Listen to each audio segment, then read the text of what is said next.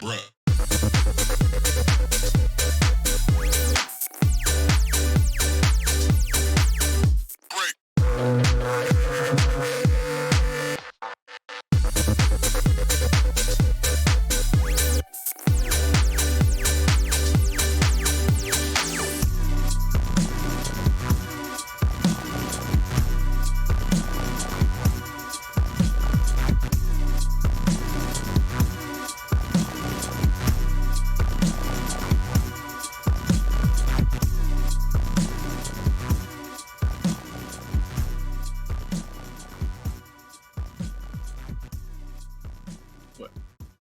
Welcome to RoCo Radio episode 7. First thing we're going to talk about here, guys, is a new limited time mode called, it's a little tiny on my screen. What's that say, guys? It's a Strikeout Unlimited, correct? Yes. Yeah. So Strikeout Unlimited. I haven't played. Is it out? Because I've been playing ranked all day. It's out. Okay. Have you guys played it? It's I haven't played it, but it's basically Strikeout, and anybody can play whatever rogue. So, like, you and I could both play like Fixer if we wanted at the same time on the same team. Oh, okay. That's interesting. Yeah. Does it feel balanced or does it feel kind of wild? I haven't played it. No. I thought you said you did. No. Okay. Oh, I thought it was. I thought Strikeout Unlocked was just literally, even if you don't own the rogue, you can have the rogue. So, for example, if you don't own Fixer, which a lot of people don't own Fixer right now, then you can go ahead and use Fixer, and you can try them out. Basically, that's what I understood. Yeah, I wouldn't know. I have all of them. Yeah. Same here. That's what I thought it was too, Chain. When I read it for the first time, I was like, is this just giving everyone their rogues? So, okay. Yeah. I mean, okay. I'm not really incentivized to really play it at all. I don't know if you guys are going to ever play it. It's cool that they're bringing more game modes to the game and little fun things for other people to play, but I'm too sucked into ranked right now, to be honest. Yep, same. Yeah, I don't know. I don't really understand I don't think it's a good limited time mode personally. I feel they did a lot of I feel like, so for paladins, they have a rotator, a rotating free character. Sometimes they'll have multiple free characters. I actually think they might have multiple free characters. Granted, their roster's huge, but I think and I don't think this roster is big enough to do that. But I find it kind of weird that they did it this way. I think what you thought it was, which it might actually be, I don't think it is though. But I think if you were able to stack, that actually would have been fun. I think you have four trenches. It'd be super annoying, but it's fun. It's just fun. It's just Strikeout. You have 4 Vi's. You just got toxic everywhere. It's just a fun time. That I actually would have played. I know that's a popular game mode in Overwatch. It's a popular game mode in Overwatch. So yeah, I don't know. This was a weird one. I think it was just supposed to be a free weekend kind of thing. We're oh, come in, try all the characters. But it is what it is. Oh, so did I misunderstand it? So I can't play Fixer at the same time somebody else? It's just saying that all characters are unlocked? That's what I understand. I could be wrong. Gotcha. Puts every rogue at your disposal. Yeah, but I'm not 100% sure. Again, like you guys, I have not played this, so I'm not sure. Whoops. Yeah, I honestly probably should have played it just to do my research, but dude, I'm having too much fun on rank. I mean, are you guys? Let's talk about that real quick. How are you guys feeling about rank so far? We talked about it a little bit on last episode, but what are your impressions now that we've played it a lot more? I know personally for me, I still do kind of want placements. I'm not a big fan of the slow grind through bronze and silver.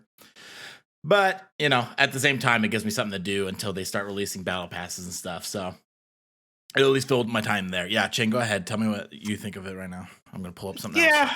I'm having a hard time because I'm having a hard time finding a 4-stack consistently.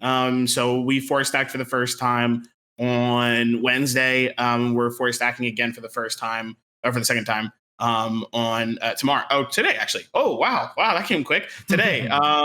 Today. So we're pretty excited about that. But I think I don't know, it just feels a little too all over the place. Like there's a very particular ranked system in Paladins. And I go back to Paladins all the time because they made the game. And when they talked about we're gonna have esports, we're gonna have professional, we're gonna have ranked, but we've done it before. And we know what it's like. Well, then, like, what's going on here? So I felt like it was weird. I personally like placements. I think it's weird when you're trying to climb and you're in bronze, but you're probably not, right? You're probably not bronze, but you're playing against people who will stay in bronze. Like that to me feels weird. Like it's a climbing ladder system where you start at the bottom, which to me feels weird because that means you have to like, if you're actually a bronze level player, you're going against like diamond level players in the beginning, and that's not fun. And that's the whole point. Like, there's a lot of people that talk about Overwatch and ranked, and they say, "Well, your rank doesn't matter as long as you're having fun is what matters." So if you're in bronze playing against bronze people, it's fun because they're at your skill level. Whereas right now, if you're a diamond player and you're playing against bronze, the bronze people are getting smacked, and it's just not fun. And that's basically what happened to me. Like our first time playing, we got destroyed. We got destroyed our first game, and we're like, "Welcome to ranked. This is bronze." And so we got negative 6 points or something. And then number 2 and number 3, we destroyed. We like 7-3, 7. I don't think we ever 7-0, but we like 7-3, 7-2. And I was like, dude, like, what is going on? This isn't right. So I don't know, man. I mean, I'm not against it. At least it gives me something a little bit more to grind to. But just like we were talking about before, there's no real rewards here. There's 2 rewards. I play my 30 games and I'm out, or I actually grind to Rogue, which I'm probably not going to do. I don't really have a great incentive to try and grind up there. And frankly, to be completely honest, I've been playing other games. The PS5's coming out. Or is out. Some people have it. I'm trying to beat a bunch of games before I get it. Destiny 2 just had a brand new campaign expansion come out, Beyond Light, putting a ton of time into that game. So I'm honestly waiting for the battle pass. I'm gonna be honest with you guys. I'm waiting for the battle pass. Fair enough. Yeah, I mean, my thoughts on ranked really haven't changed since our last cast. I agree. I like placements more just because this climb from the beginning is just really grindy and it's just very time consuming. And I just learned, or Steve and I just learned the other day, it is matching 4 stacks with 4 stacks. Yeah. So I think personally that's a big problem because a lot of 4 stacks aren't bronze players. Like if you have a 4 stack team and they all have comms, like regardless of what game is out there, you're probably going to get out of bronze. And so all these games are super sweaty and super time consuming. And it just makes, I've been having better luck playing duos with Steve or playing trios and just getting a random, because then it's matching us up with like another duo or another trio random. And it's a lot less, sweaty. And I understand like the higher ranks are gonna be sweaty, but man, I'm in silver 6 right now. And like every game is like, it's not a silver game. It's because I know we're not silver players and it's definitely not a silver match that we're playing. So it's a little annoying in that aspect. I think the placements would fix that because we would play the placements. We would have went like 7-3 in our first 10 games. We went like 7-3. I kept track of it. And that typically would have thrown us in like a gold or a high gold. And then that would be a good start. And I would be okay with the matches being, as sweaty and grindy as they are. But down in bronze and silver, man, these should be breezes. But so just a little annoyed with that because I think placements would be a lot better. But overall, I am glad it's here. And I've been grinding. I'm kind of with you, Chain. Call of Duty came out yesterday. So I've been playing that a little bit, playing some zombies. So yeah, I'm looking forward to Battle Pass. And as much as I want to get to Rogue and get that, it's just an avatar. If it were a little more, I might have more of incentive to do it, but it's just extremely grindy and time consuming. And so I don't know if I'm gonna put the time in to get there. Yeah, I'm with Sean here. It has been a bit rough with all the grindiness of it all.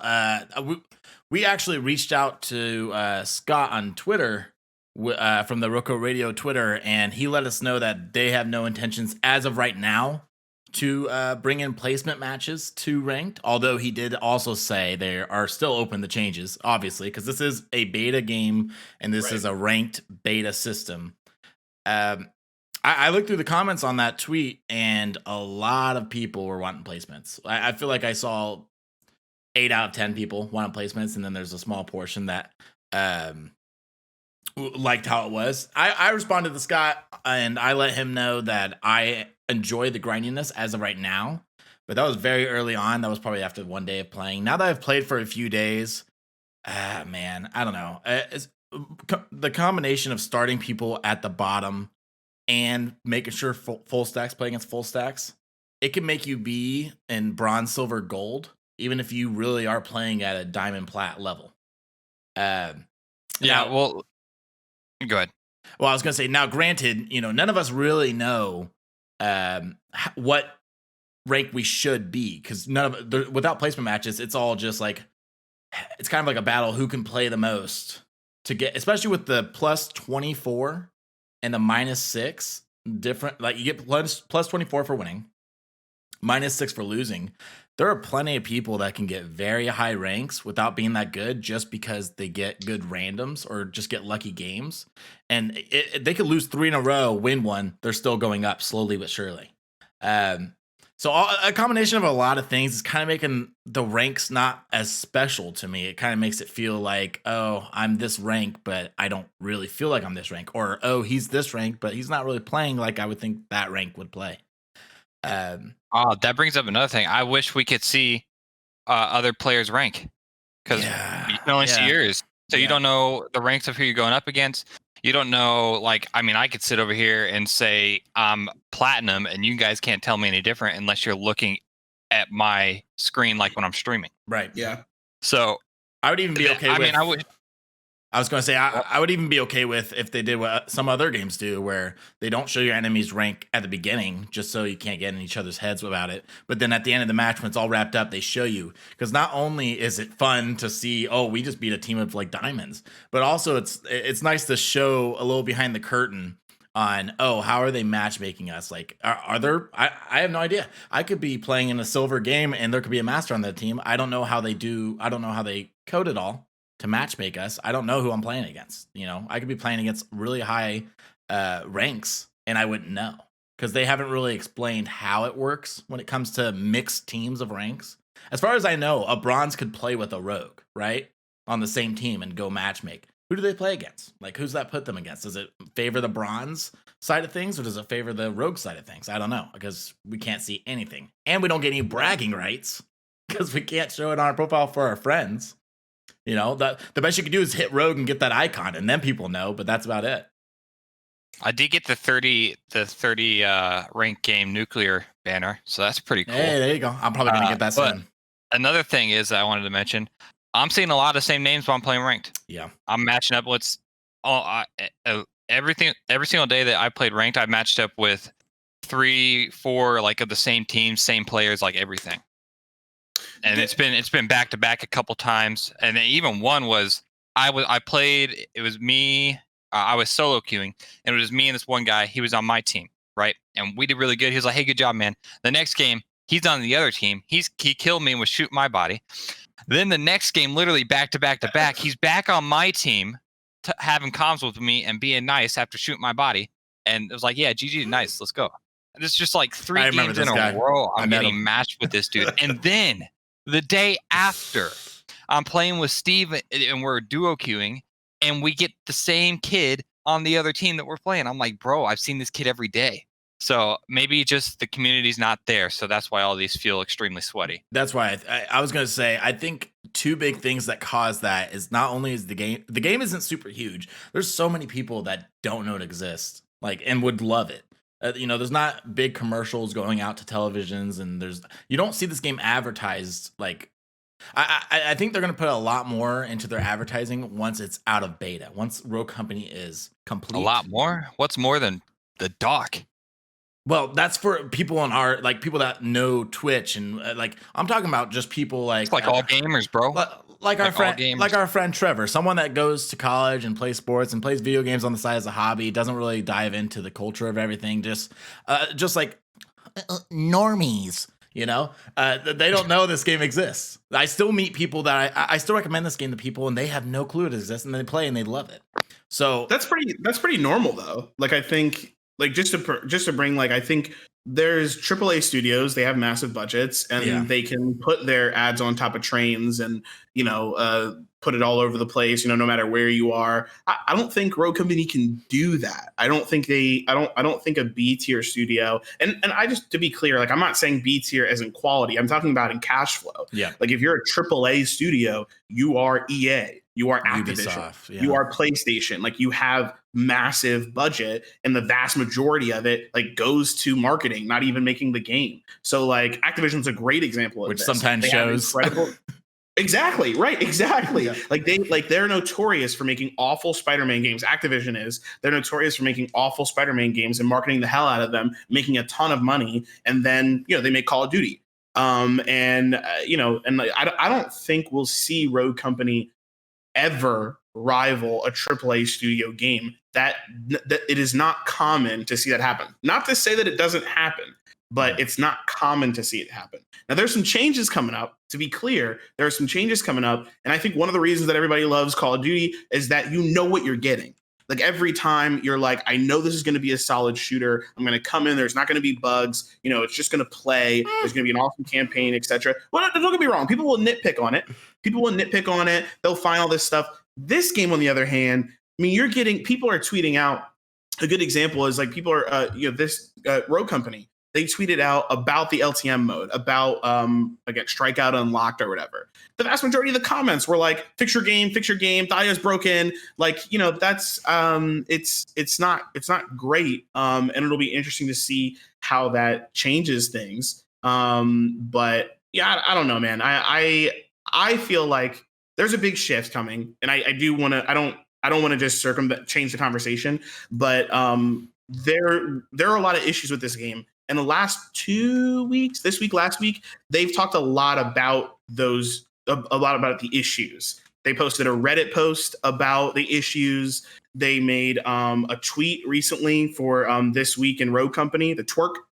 This Week in Rogue Company, they said, instead of posting it, you know, the normal video, they said, we're heads down, focused on making changes. And then there was a producer letter that also talked about updating quality and moving forward, really talking about bug fixes and things like that. So for me, I'm hoping that they just make this game solid for the current player base. You make it really solid. Let us go out and tell people about it. Because here's what's going to happen, Steve. You're going to tell your friend to go play. They're going to pick up Dahlia. She's not going to work, and then they're never going to play again.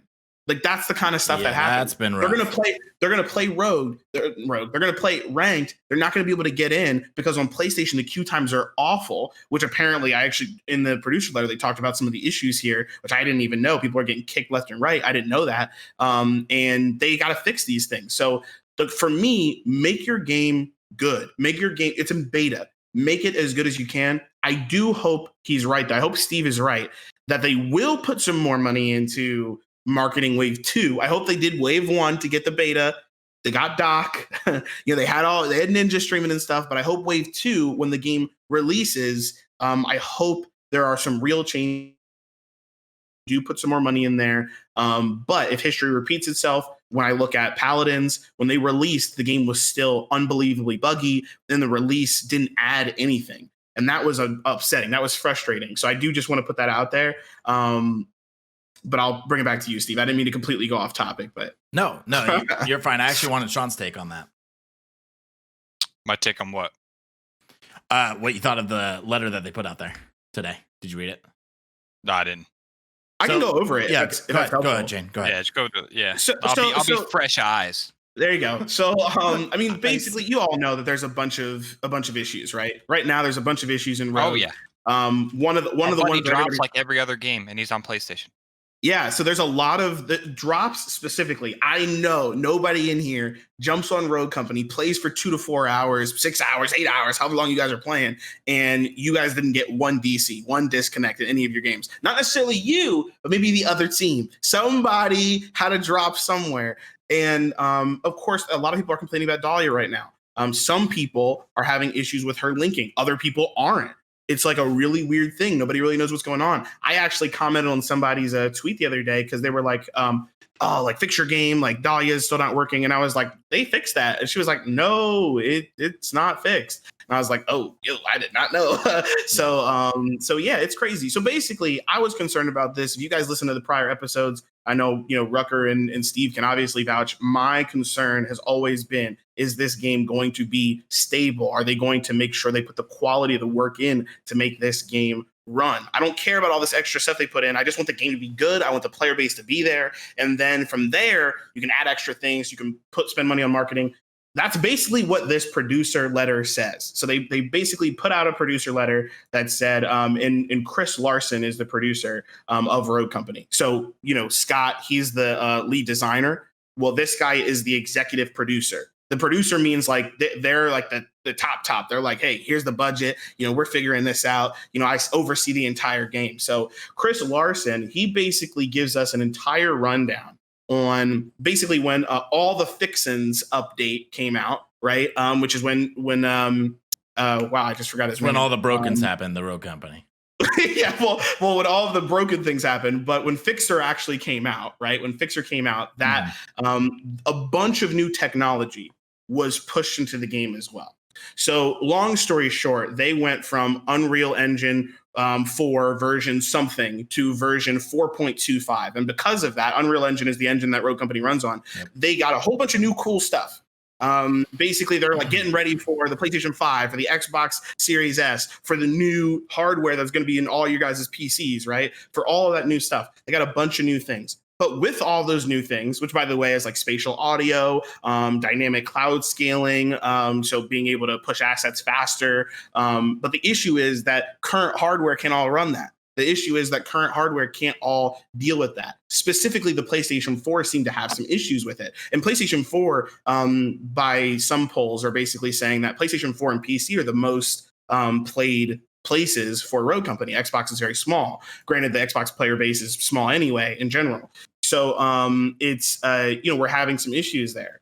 And so basically this producer letter talks a lot about quality assurance. They're working on quality assurance. They talk about how even with their current methodology of having hundreds of external player testers, they're still missing things, but they're still kind of cracking down on it. They recognize that there's a bunch of technical issues. They talk about some of those technical issues, gameplay bugs, and then they talk mostly about looking forward. And I can actually, this is the only part I'll read. It says, we have a ton of new features and gameplay that the team is also working on for our next major update. And we will be releasing information about those features in the next couple of weeks. But first, our priority is making sure the game you are playing is stable, fun, and as bug-free as possible.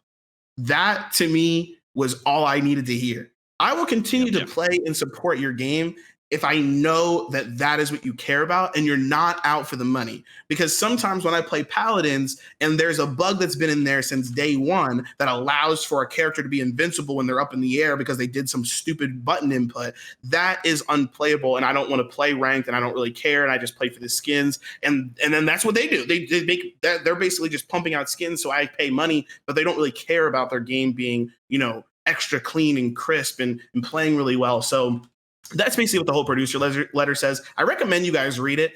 We actually have a Discord now. So we post it, not just you guys, but listeners. We have a Discord now. We post it in the Discord. We'll definitely post it on Twitter as well if you didn't already see it there. But this letter is a big deal. And so if you care about this game at all, this is a really big change. Or at least this is a big deal for us to know that they are focusing and prioritizing stability and bug-free over features. So we are getting tons of new features. It literally says a ton of new features and gameplay that the team is working on over the next couple of months. So by the end of 2020, we're going to get a bunch of new features. But before those new features, they're working on stability. And I think that means everything to me. Yeah. No, it means everything to me too. It's been a very frustrating few days of playing it. The games have been really, really weird, and you could just tell bugs and people were dropping, and I was getting pissed because it was costing us the match and everything. But, and Lamberto mains Dahlia. Yeah, so we're not getting Dahlia links, and then our other buddies dropping every map or every other map.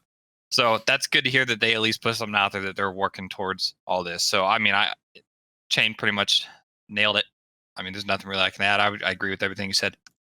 Yeah, cool. I was really what I really appreciated about that post as a whole was instead how should I put this? They seem to really notice that a lot of people are concerned about the state of the game right now, and I like that they didn't just wait till they had it fixed and then said, "Hey, here it is. We fixed it." They're letting us get a peek behind. I'm using this term twice now, but a peek behind the curtain today, and not keeping us in the dark. Which is I don't know. There's so many developers out there that don't do that. Whether or not they want to and they just aren't allowed to, who knows? But it was nice that we could actually get an update from the dev team themselves on why it happened, which was an awesome thing to know, but also what they're doing to fix it. So I'm really happy with it. I trust that it's going to be fixed within the week, hopefully. The biggest thing is really that Dahlia, because she's one of the best characters in the game right now. You can't even really use her. That's been the most noticeable thing for me. But yeah, I'm really happy with it. So I was really happy with that. Yeah. Let's move on to the main topic of today's show. They did release a hot fix today. I think they knew RoCo Radio was coming out tonight, and they're like, "Hey, man, we got to get some news out there, you know?" So I appreciate that, High Res. So they released a hot fix, and the biggest change or I don't know if it was the only change, but the biggest change for sure was they nerfed Fixer. I'm going to go ahead and pull it up on the RoCo television here. So as you guys can see, this is probably the biggest part of the nerf that affects Fixer. For his ability, it used to last 16 seconds. Now it only lasts 12. And then they nerfed the warrant quite a bit. You know, I agree with this because it's an OP pistol. The range reduced from 14 meters to 12 meters. Body shot damage reduced from 21 to 20. And headshot damage reduced from 32 to 30. As for the sniper rifle, the 50 caliber tier, they reduced the fire rate from 3.8 to 3.0. Now, I played him quite a bit today because I wanted to see what it was like, if I noticed the difference and everything.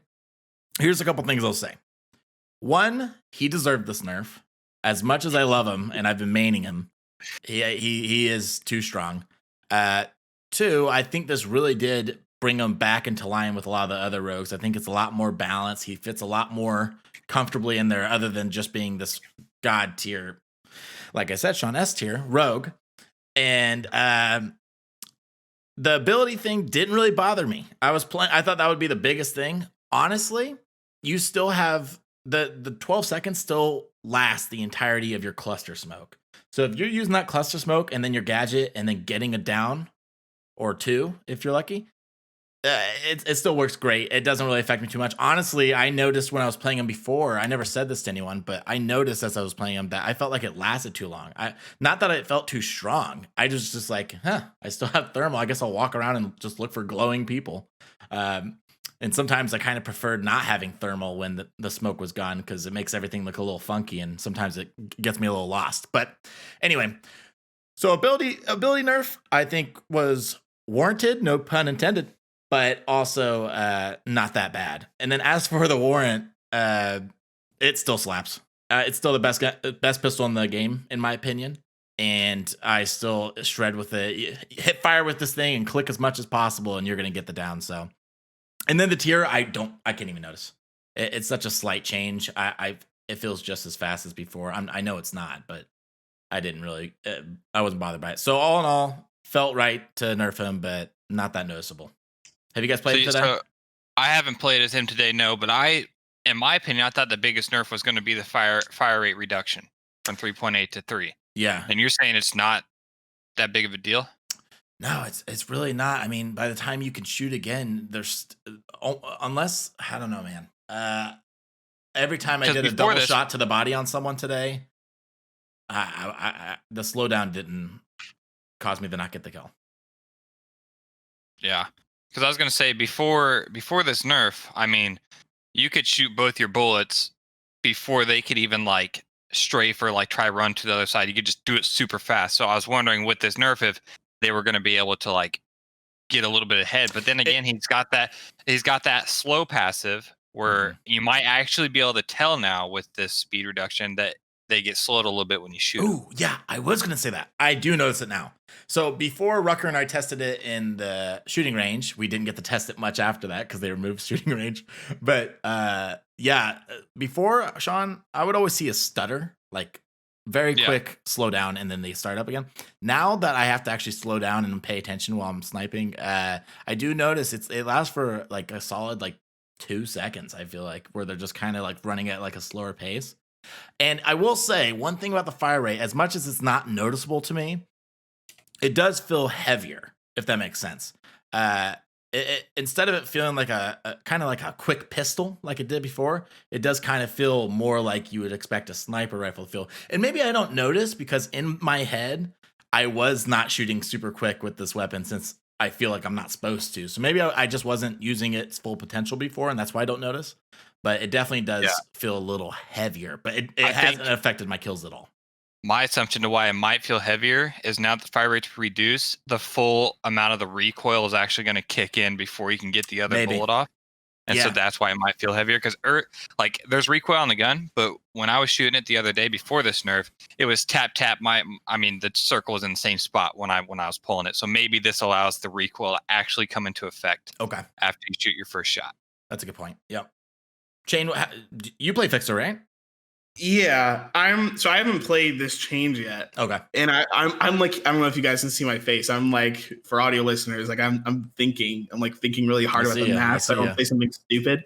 But it's like a big deal that the tier got dropped in fire rate. It sounds like, because if you were firing at its max rate to secure a body down immediately, the TTK has dropped pretty significantly. And again, I really, really don't want to say something stupid, but the TTK, I'm hoping if I did my math right, it before was basically 0.5. Yeah, which is one of the fastest TTKs in the game at almost not at any range, to be clear. There is the damage fall off is actually quite strong on the tier, unless you level it up. But like it drops off. But either way, it's still more than 50. Right. I think most of the time you might be hitting like 60 something, but if you're hitting the 70 and you were getting a 0.5 TTK, like Rucker said, you really weren't moving much. Like that's like bang bang. It's pretty much that's pretty much it. I might have done the math wrong. You know what I think it is? Now that you're explaining it like that, I think it really was my play style. I think that's why it's not affecting me at all.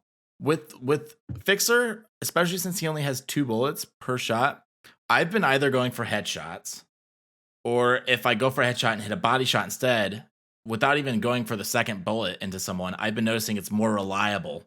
I swap right to my warrant, if they're close enough, of course. I swap right to my secondary and pop them a couple times and they're dead because they're already hit for 70, right? It takes like 2 bullets to kill them after that. Yeah. So there were a lot of times, unless there was multiple people around, there was a lot of times where I'd only shoot 1 bullet and then swap and then finish them. So that might be another reason it's not really noticeable for me. But for those people that were abusing it and honestly, maybe more accurate than I am with the body shots, or just don't go for the headshots like I do. Yeah, they probably were just spamming boom, boom and killing people. And that probably is what it fixed. I think that when I was playing with them, I wouldn't even go for headshots. My body's right there. Boom, boom. Mm-hmm. That's what I was always doing. Because it's a secure, it's a very consistent, secure down. And I mean, as you guys know, I mean, the higher tier of a player you are, the more you recognize a pick is everything. Yes. So if you can secure the pick in the beginning, and don't get me wrong, I'm sure at like rogue level, these guys are like, got a headshot there and a headshot there. And so the fire rate is actually saying how many kills can I get within my fire rate comparatively to how many shots off I can get. But I could imagine that maybe it was almost too easy for like middle tier, lower tier, I should say lower ranked players to be able to secure it. Whereas I think your mindset, Steve, was actually at a higher, you're like, well, I'm going to get a headshot. I have a sniper. I might as well get a headshot. But not everybody's doing that. Like, so for example, because like I mentioned this before, even if you're playing Phantom, if you miss your shot, that's why snipers are so high risk, high reward. If you miss, then you've just lost so much of what makes that sniper good, right? It's basically like you weren't in the battle the whole time, which is why I say, for snipers, particularly with Phantom, and even with the tier specifically, it's fast, but I mean, I think with Phantom, who has a lot more ammo in the mag, get tracker rounds and be supportive for your team. If you're not a great sniper, hit body, show them where the enemy is, let them chase after them. They only have 30 health left. So you're doing good. You're helping. Whereas the tier, if you're not good, you're going to shoot both shots and you're out. So anyway, I think it's a big change. The warrant, I think it's a reining in. I think the warrant, like you said, it's a reining in. I still don't think it's the best gun. I still like the executioner. Okay. For me personally, I play executioner all of my characters. When I was playing ranked, I was like, literally every character I have use the executioner. Mm-hmm. And a lot of the time I won't get off my executioner until round 3. Round 3 is when I get off my executioner. So you getting those perks and stuff? Yeah. I play Dahlia. I main Dahlia, so I'll get Lifeline perk like immediately if they have a Dallas. I'm like, well, you're not gonna see me. I get that perk cloaked. And then if I've got a trench on my team, I'm buying a nade and I'm going to level 2. And so I don't need all this other stuff. I just play very supportively. I'm just pumping shots at people. Recently, I've actually been getting ballistic rounds. I've been getting ballistic rounds because I'm just pouring ammo down lane. I'm just like, I don't care. I'm just gonna spam, and like let my team do whatever they have to do. So I think I do like the warrant. I do love it, and I think the reining in like 21 to 20 damage might not seem like a lot because it's still the same amount of damage that you need in terms of getting the down. But I think the difference there is the damage range and the fall off. So I think if you're thinking about fall off, at 21 to 20, the TTK doesn't change. At 32 to 30, the TTK does change actually. But if I'm doing I'm not doing my math correctly. No. It doesn't change. So it doesn't change there. Barely, but just by the fall. But now that the range is shortened, you're going to see the fall off because it goes from 20 to 19. And that actually does change the TTK. It goes from 30 to 29, and that changes the TTK. So the warrant got quite the nerf. Okay, so maybe I'll say that. Yeah, I was just going to say that the executioner, to me at least, feels a lot more consistent. But the warrant is extremely fun. So I do pick it up every now and then. I love it. I love the warrant. Okay, we went over why I don't think the tier affects me because I just hit all my headies. Right. But as for the, did I say tier? Did I say tier there or did I say warrant? Sorry, I was talking about the tier there. Tier. Okay, tier, you're good. As for the warrant, I think the reason that's not affecting me, because you were saying about the range drop off and how if you're up close, still it doesn't really change the TTK, right? Mm-hmm. I don't use this thing at range. Like, if you have the tier, he reloads pretty quick. It's not, you may think reloading 2 bullets at a time over and over and over is, really awful. But after the second upgrade, you reload real quick. The third upgrade. Anyway, but even with the stock upgrade or the stock tier, the reloading doesn't take all too long. And if I'm at range, I'm using the tier. I'll just reload, back off, pop their head, whatever. The warrant, I use this thing kind of like a sub. I'll get up close and personal with someone around the corner. And this is even at full health. Like, I haven't hit them at all. I'll swap to my warrant and I'll jump out, and the hip fire is amazing on this thing as well. I'll hop out and I'll just keep jumping or crouching, being annoying, and hip fire and spam hip fire at them and body shots even, and they go down super quick. I've done it against people with their primary subs. Granted, they might not have been good, but still, this thing just slaps up close. So that might be why I haven't noticed difference, because I'm rarely using it at a range. But I do think it was doing too much damage at a range, so I do like this nerf, and I do think it reins him in a bit. Yeah. Yeah, that makes sense. And as for the tier, I wasn't having a problem with Fixer. Like, I think people really. I get that he was really good, but I still don't think this knocks him down anywhere than where I had him. Yeah, me too. I think it makes him a little less oppressive. But you know what I think it is?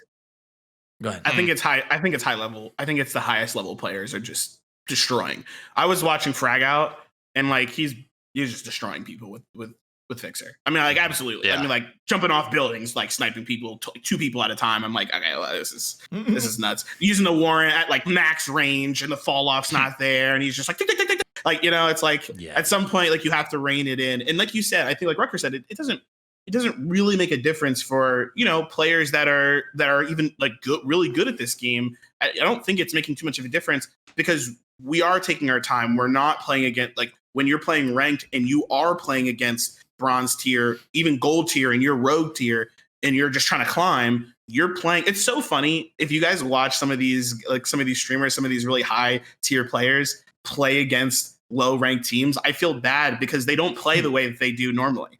They go nuts. They're just running, throwing nades everywhere, jumping around, like, because they can. And it's like, I think Scott's realizing, he's like, well, we got to rein this stuff in for the highest tier players. That way, when they're pub stomping, they're still going to win, but they're not going to destroy. So I agree with Rucker. I don't think this gets rid of his S tier standing. I think it just I knew it was coming. His AS tier standing. But I just reining him in. Aim for most players, S for people that are really good with them. How about that? S for me. Speaking of tiers, do you guys have anything more you want to say about ranked before we move on to our next little project? This is a little off topic. I guess it's not really. But Shane brought up pub stomping. I was playing like regular Strikeout and regular demo. Oh yeah. The other day, and with ranked out, those are pretty casual. Casual now. At least I've gotten good. Either I've gotten good luck, or they've gotten a little more casual. I'm actually having fun in them. I'm not having to go super hard and sweaty. I can just kind of sit back in my chair and shoot. Yep, I'm on the same page. I'm getting kind of concerned. For demo casuals, it's getting really awkward because I'm getting so I don't know if people knew. I think we went over this in patch notes. But they actually removed the amount of like losses or actually any sort of qualification to being able to surrender. So you can surrender basically at any time. And I'm getting real early surrenders. Like I'm talking about, like, I'm playing with, so I have a roster of people I play with, all sorts of skill levels. And when I'm playing with some of the guys that are still learning how to play the game, we'll maybe not even play a great game, but we'll still kill the enemy. Like, you know, all 4 of us will be alive. They'll all be dead. And we'll go 2 rounds in like that. And they're like, nope, we're not, nope, surrender. And I'm just like, what? Really? Like, no DCs or anything. They're just like, nope. We had this one team. We're on a high castle. You guys will enjoy this. We went on high castle. We're on, is that the attack? We're on the attack. So we're pushing up right side, right? And we see the whole team go down to the tower. And we're like, oh, they're going to do some weird, really fast push at us from the opposite direction. And they all came at us, got destroyed, insta-quit. It's instantly surrendered. And I was like, you guys played weird and you surrendered? Like, just play normal. And like, you guys they weren't even that bad in terms of aim and stuff. It was just a really weird strat. So yeah, I don't know, man. I don't know. I'm hoping even know there was an Strikeout instant surrender. So yeah, here's what I think. I know guys. Here's why I think casual is now very casual. Not only the obvious, the sweaties are all playing ranked, but also the level cap on ranked being 30. I think with how forgiving ranked is right now, where not only do you start at the bottom so you don't have much to lose because you're already at the bottom, but also the plus 24. And then if you lose, you just lose a quarter, 25% of what you get on a win, right? With how forgiving ranked is, I think a lot of people, including myself, Rucker, I know you too, we'll jump in the rank by ourselves. And even though we're having really bad games with some randoms, it's just usually you still, I said it earlier, usually still progress, even if you're having a really bad night. So I feel like most people that can play ranked are just grinding ranked, trying to get to the 30, the reward at 30, or just trying to get to rogue with the grindiness of the system. And no one wants to take a break right now because it is so grindy. You do have to play a ton to get all the way up to rogue. And I think a lot of people playing casual are trying to level up to play ranked. So I think you guys are playing against a lot more new players because all the players that are 30 and above are just like, I'll play ranked. Even if I lose 3 games in a row, I could win one and get and go positive. That's what I think. I think you're right.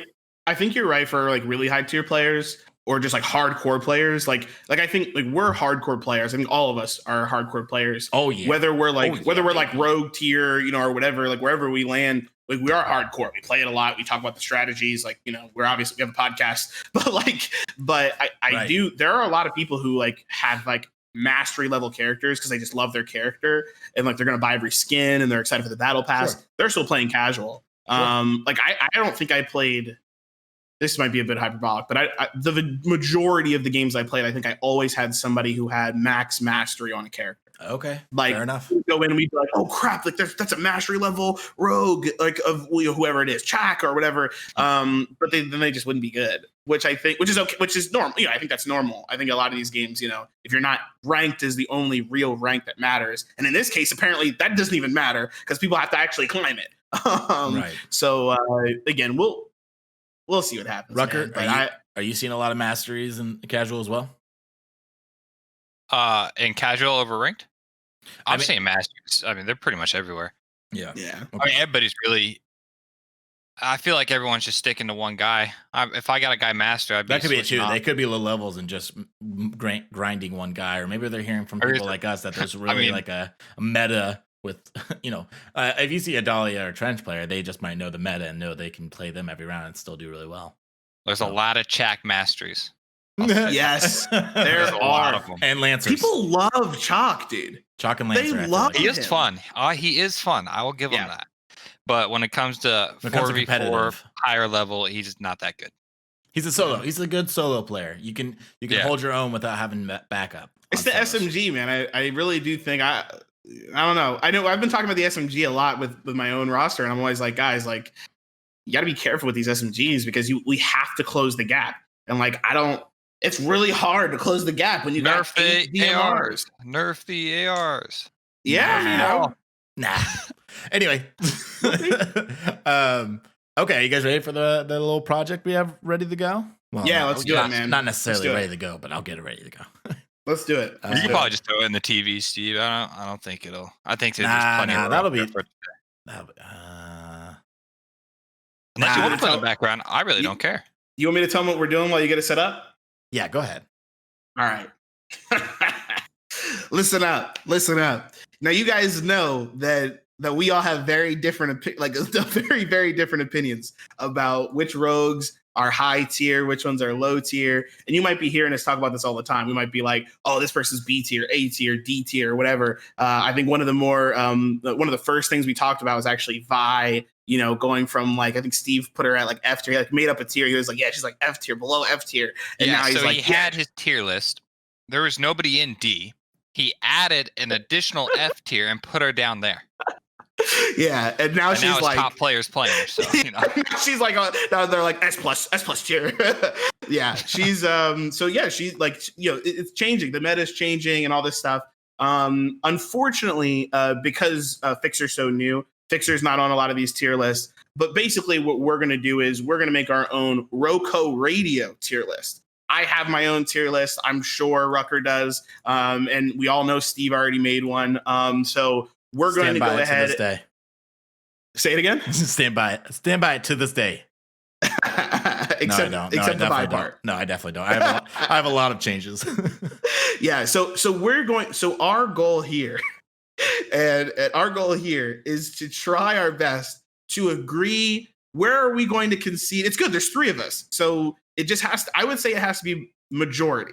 I don't think we need consensus. I think we need majority. So 2 out of 3 need to be able to say that we're okay with where it's at, with where a character is. So, for example, if I say that Dallas is S+ tier, and and Rucker's like garbage, absolutely garbage, no, F tier, and then Steve's like S+ tier, we're putting her in S+ tier, we're putting him in S+ tier. But I think there's let conversation happen. We're gonna try and figure it out. If we feel like we need to like pull somebody down or up a little bit, we can come back to it as well. Our goal, though, at the end of today's podcast, is we're hoping to have every single rogue, including Fixer, even though we won't visually have Fixer on here, we'll add him once we get Fixer into tierlist.gg. By the way, tierlist.gg has been awesome. They didn't have Dahlia originally in here. And so I just tweeted out at them and I was like, hey, could you add Dahlia? They added Dahlia in here. So they manage all of this stuff, but you can add notes in here as well. It looks really good. You can really kind of customize the tier list. So I'm really, really excited for this, but I know we have a bunch of different opinions. Yeah. So I'm excited. I do want to make it clear for everybody listening that this is basically going to be a tier list like overall, because I know there are certain rogues on certain maps and in certain situations, whether it's attack or defending, where they really strive in. And where they would maybe go to S tier, but on attack, they're like B. So I do want to make that clear. This will just be an overall what we think, not situational based off maps. Because, like High Castle, for instance, Anvil, I would put them pretty high on the tier list for that map, just having more trophies with Trent and everybody. But on other maps, I don't really think he's useful. So that's kind of the point that we're making. So it's just going to be a basic overall kind of concept of where we think everybody kind of lands. And we're talking about demolition. We're talking about about demolition, and we're talking about like high tier. Yeah. Real quick, let me be right back. I'll be right back. Keep talking. Yeah. No worries. We're talking about like high tier play here. So like we're talking 4v4, comms on both sides, highest level play, demolition only. Yeah, I think there's a lot of people like, and by the way, maybe we'll do this down the line or something like that. Like Strikeout, for example, like Lancer is really good in Strikeout for a completely different reason for why she's really great in demolition. Or maybe she's not really great. Maybe we'll decide that she's actually a C tier. You never know. But there is definitely a difference between why Scorch is picked so often inside of, Strikeout, where, she's popping her, everybody's running around. She's popping her, her ultimate or ability or whatever, it's different. So this is demolition, high tier. We watch a lot of these games high tier. I think we're pretty good ourselves. So hopefully you guys will agree with us. I got my top 8 right now. I'm ready to talk about them. Yeah. Okay. I do have to say one thing I love about this game is I made my tier list a while back, which you can actually find. I'm not going to broadcast it. You guys will have to find it yourselves. I put it up on tierlist.gg, but I've changed it around a lot. I haven't changed it recently because I knew we were doing this one. But it is interesting to see what people think and where they put particular characters and stuff. And I've also watched a lot of videos. They're very popular videos on YouTube talking about tier lists. And I disagree with a lot of them. I don't know, man. Some of these are going to be really, really interesting. I know Saint at one point where I was putting really high up. And he kept fluctuating because I was like, this bot's worthless. I was getting mad. And so we'll see. Dude, his bot takes forever. It does. Unless you have that second upgrade, it takes forever. And I think that's kind of where his biggest problem is. If that's a little bit faster and maybe they can't shoot it when you're behind cover, I think he could make a return into play. And he's still there, kind of. He's still there. There's some games where he works out. Some maps where he works out. I think, not to get too into it, but I think Dahlia Saint is, I think people pick Dahlia because even Dahlia's normal res is so fast. Like when she runs over to you and reses you is so fast. And if you do link up with Saint, because I actually have a lot of my friends play Saint because it's the first person. They're just like, oh, well, it's first person gun. Like I'm gonna clap with it. And so I love pairing up with Saint in the beginning 2 rounds before Trench because I don't have a grenade yet or whatever. And I'm just constantly resing people more than the Saint because I just use Saint's perk and the Saint's just bodying people. So it's interesting. Are you here, Steve? Yes, I'm almost done. Your webcam's off. Yeah, I know. It'll be back on shortly. Just okay. I'm almost done here, guys. Sorry about that. Yeah, no worries. I was just making. I heard you click, and I was just making sure that you knew. Yeah, I'm over here clicking. Don't worry. I did want to mention something off of the tier list for just a second. One thing that we talked about for like a minute, and then we didn't really just extrapolate on the idea is Scott Gandhi, again, lead designer of RoCo. He basically said, we're making more limited time modes. We mentioned Strikeout Unlocked. And honestly, I honestly think that the reason Strikeout Unlocked is the first limited time mode, outside of the Halloween mode is because they're focusing on on other things. But he did seem pretty excited. He tweeted out and he said, "Hey, we're looking to make more limited time modes. What are you guys thinking?" He actually mentioned capture the flag. Oh, yes, man. So I know I found a feeling Rucker is going to have some ideas on this or some thoughts on this. I personally love CTF. My background is in a game called Blacklight Retribution. I ran tournaments for it. I was in tournaments for it. I love that game. And I loved watching people play CTF. I love the idea that there are defensive characters, which, obviously, by the way, this game has defensive characters. If you didn't know, then there are offensive characters. They go out and do their thing, and you mix and match. You try and mix it up. I love CTF. I think it's so much fun, and I think that this game would go so well with CTF. But I want to just bring it up because Rucker, what do you think, man?